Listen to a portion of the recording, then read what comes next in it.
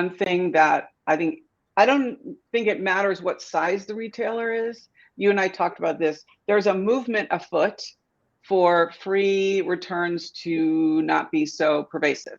So if we can mitigate returns, first of all, for the customer, it's a lot less hassle. But for us, we'd like to mitigate those returns and not have to have the moment, all of the cascade of things that happen when I have to return an item. My mindset, my irritation, certainly on the retailer side, like not a great moment. So.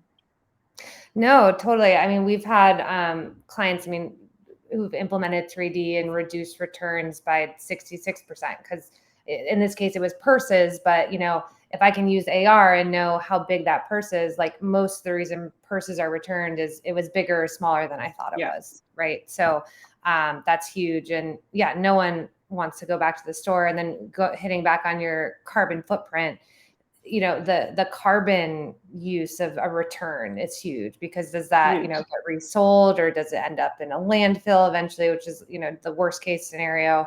And so I promised I would help you try and figure out that carbon calculation, because we did it for one of our clients who replaced physical prototypes with 3D.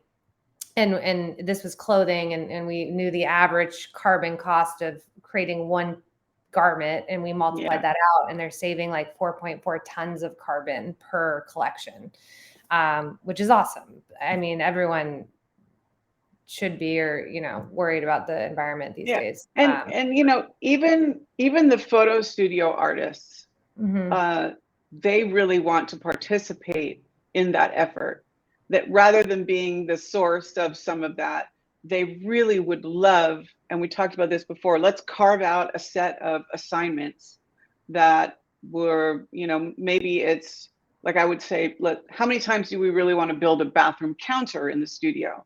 Maybe that set space can be used for something else. So the photo studio colleagues are leaning way in with us. It's not an us and them thing. They're great partners. They're excited about what they can do to participate in this. I want to mention that, because they are involved and they are wonderful supporters of what we're doing.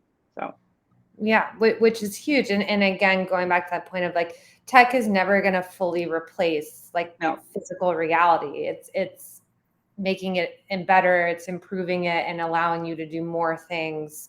To your point with that budget saved, to have a bigger, more purposeful photo shoot with things that make more sense for reality versus 3D.